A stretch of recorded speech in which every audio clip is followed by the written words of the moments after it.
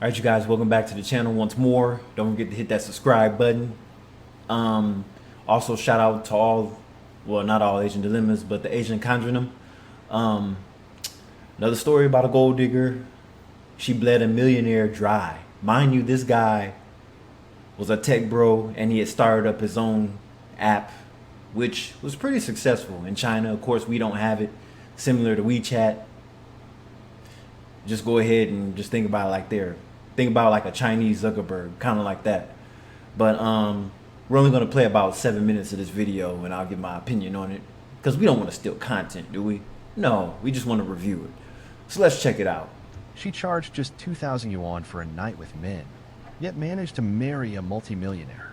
Using masterful manipulation tactics, akin to emotional blackmail and psychological seduction, she squeezed 13 million yuan from her husband in just 41 days of marriage.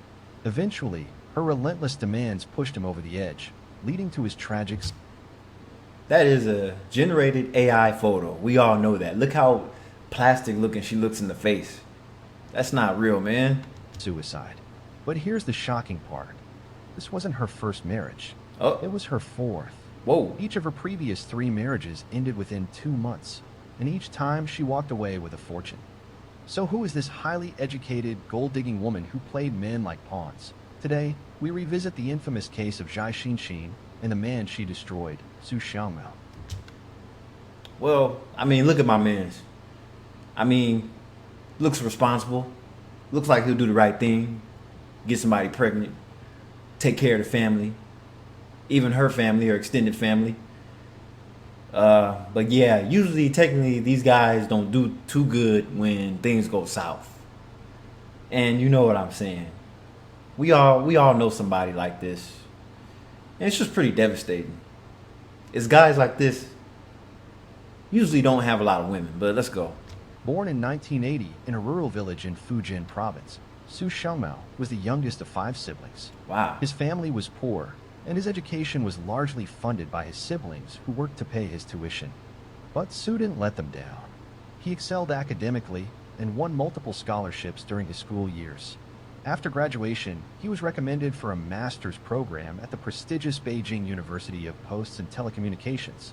Using his tech knowledge, Su later developed a communication app called WePhone, mainly used by overseas users.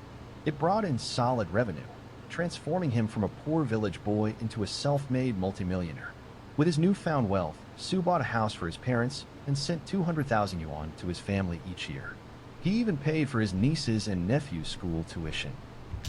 Wow. Talk about giving back to your community. You giving back to your family and somebody else's family as well.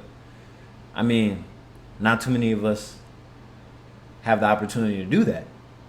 But that's the goal when you become successful. You're supposed to give back to where you came from, whether it's your family or your community. So, my man's did the right thing.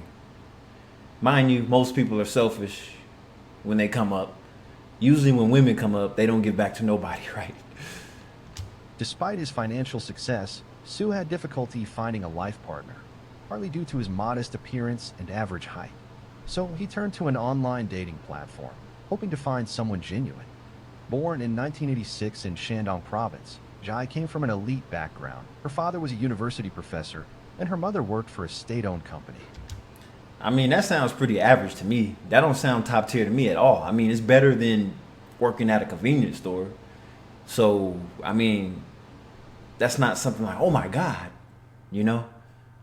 She herself held a master's degree. Her dating profile painted the perfect picture. Educated, well-mannered, never visited nightclubs. How the hell do you know that? You don't know what the hell she visited. I hate when people do that. And even if she did, does that make her a bad person because she went to a nightclub? Like, oh my gosh, she wanted to go out and have a night in the town with her girlfriends. What's so bad about that? She's supposed to just sit in the house and not do nothing on the weekend? Y'all are some fucking weirdos, I swear. And seemingly serious about marriage. Su met her through a matchmaking service. After just 1 day, he was smitten. Despite his shyness and lack of dating experience, And these are the type of guys that crash out when things go south. The shyness and lack of dating experience, meaning he wasn't used to having women or being around women. that were interested in him to begin with. He quickly fell under her spell. To his surprise, Jai took the initiative, inviting him to dinner and a movie the very next day. Wow. She even told him she had fallen for him at first sight and wanted to have his child. Red flag. For you guys that fall into this trap, if it's too quick, too good to be true, it probably is. And if you fall into this trap, she has you by the balls. Once again, for those of you overseas in Asian countries that know about Kevin Samuels, if you get somebody pregnant, it's game over. She now has you by the throat. Naively, Sue believed her every word. Soon after they became a couple, Sue gifted her a 1.08 million yuan Tesla. Jai shared the car on social media, but didn't mention Sue at all. By April 30th, just 1 month after meeting, Sue brought her home to meet his parents. Jai was the model girlfriend, helping with dishes, walking arm in arm with Sue's mother, and charming the whole family. His parents were so pleased they gifted her a 7,000 yuan red envelope and expressed hopes for marriage. But once they left Fujian, things changed. Uh-oh. Jai suggested they vacation in Hainan. But Look how beautiful that place is. Now imagine being there now as a young successful man that has a pretty young thing on his arm in a place like this. You're going to feel like the man of the year. The best you'll ever feel until... But on their second day there, she led Sue to a real estate office, demanding he buy a 3.2 million yuan apartment in her name, insisting she wanted their wedding in Sanya. Right after buying the apartment, she dragged him to Hong Kong to buy luxury goods, Cartier rings, designer bags worth hundreds of thousands of yuan. Within 2 months, Sue had spent over 5 million yuan on her. He was being used like an ATM. Look at this. Now look on, I know it's kind of blurred. Her eyes are kind of blurred, but look at her face. You notice how she looks happier than he does? Neither one of them are showing teeth. She has a whole mastermind behind her gold digging. He looked like, oh shit, what did I do? This girl got me. But she's the prettiest girl I ever had in my life. Yeah. Then came the first red flag. On May 31st, Jai suggested they register their marriage on June 2nd. My man's wasn't ready. Look at him. You supposed to be like, but nah, he was like, oh shit. She's showing teeth, he's not. That's a red flag in my head. But the next morning, she cryptically said she dreamed about getting married and divorced on the same day. What? That sparked Sue's suspicion. When asked, Jai casually admitted she had been fake married to a friend named Li Taijun just to help him buy property. But when Sue asked her to call that friend to confirm, she grew irritated and claimed they'd lost contact. Despite the red flags, Sue apologized for questioning her. Jai forgave him and rescheduled the marriage registration for June 6th. But on June 5th, they argued again. Sue asked to see her divorce agreement.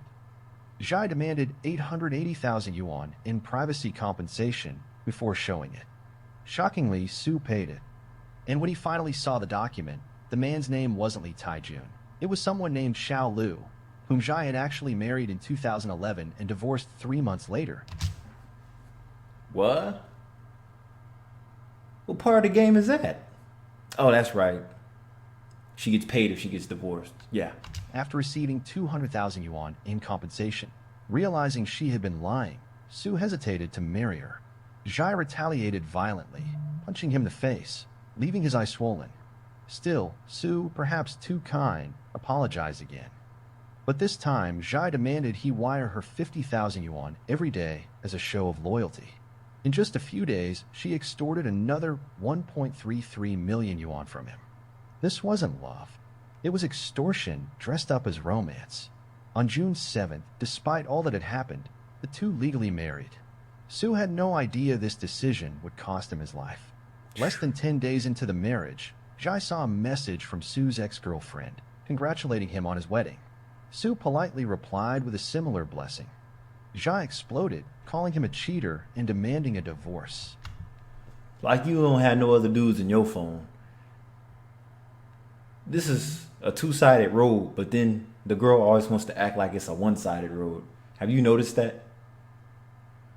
Like you ain't talking to no other dudes, but then the minute you see a girl in his phone, it's World War III. Again, Sue apologized, transferring her 50,000 yuan immediately, promising 200,000 more. Oh my But God. Zhai wasn't done. She demanded Sue sign an outrageous agreement. If he ever initiated divorce, he'd have to pay her 5 million yuan and hand over the Sanya apartment. How the hell do you buy an apartment? Apartments are for lease. So it had to have been a condo or something. And all this money he's just forking over. He's like a yes man. He was just a puppy to her. This was the final straw. Zhai constantly picked fights, threatened divorce, and pushed Sue to sell his penthouse for a villa, claiming she had a fear of heights. Her real motive, once they bought a new home after marriage, it would be joint property. If not, the existing home would remain Sue's personal asset. And see, this is where it gets tricky. This is why most people, or should I say most guys, are scared of divorce. Because they know whatever assets that they had gained in the marriage, they're going to lose it to the woman. That's why a lot of guys don't even want to deal with marriage now, especially successful guys. Now, guys like him are better off just having a rotation and just breaking off a few women every few months. Like, just have a rotation, escorts, whatever. A lot of you guys say it's wrong, it's nasty, whatever, but then you got to remember, everybody's leftovers. Everybody's been with other people. There's not much you could do. You ain't getting nobody fresh. Nobody has a clean slate. It is what it is. Just have fun, be smart, be safe. At this point, Sue finally realized Zhai never loved him. She only wanted his money. He chose divorce, but Zhai wouldn't let go. She demanded the full financial compensation laid out in their prenuptial agreement and threatened to report Sue's business. Although his software was legal abroad, it was considered a gray area in China. She even brought up his past involvement with VPNs, which could get him into trouble. To intimidate him further, Zhai posted online about her uncle's promotion in the police force, a veiled threat. Fearing legal trouble, Sue agreed to her demands. But Zhai escalated again, demanding 10 million yuan in emotional damages. On July 16, 2017, Sue and Zhai officially divorced. He transferred 6.6 million yuan up front, promising to pay the remaining balance within 2 months. But by then, Sue had lost all will to live. That very night, he took his own life by jumping from a building. Damn. My man jumped off a building over this money-grabbing dragon. Sue's family was devastated and determined to seek justice. They gathered extensive evidence and pursued legal action against Zhai. On June 9, 2023, Zhai Xinxin was formally arrested. Wow, I mean, she had a good body structure. So thin. I could tell she worked out, lift weights. In panic, she claimed she still had feelings for Sue and begged for mediation. But Sue's family refused. In March 2024, Zhai was officially charged with extortion. Investigators uncovered more lies. Zhai had fabricated large parts of her identity. She continued to offer escort services for 2,000 yuan per night, even after marrying Sue. Whoa. So she was an escort the whole time. Damn. She's a true hustler for that. While extorting guys in fake marriages. Guys that she didn't even care about. She had the looks. She had the game. So she was able to get what she wants. As for her so-called police uncle, yes, he existed, but they barely had contact. He was never involved in the case. Look how thin she is, though. She in shape. All the intimidation was part of her elaborate performance. Well, that video broke a lot of hearts. I know it did. But damn. So these are the consequences you have as a successful man with money. Whoever you marry, they're gonna be extorting you for money. Especially if they're a gold digger. And you tell them no, they can't get their way, they're gonna blackmail you. Just like she blackmailed him. So these were all fake marriages, just to extort money. Well, this is the world we live in, so this is gonna happen to a lot of guys. And then as times get tougher and tougher for the average person, there's going to be more gold diggers out there looking for successful guys. But then most successful guys don't fall for this. It's just a small percentage of guys that fall into this trap. Anyway, this is Kyle Veil. Hope you enjoyed this segment. It's pretty depressing, but it is what it is. A lot of people can learn from this, and I'll catch you in the next video. Peace.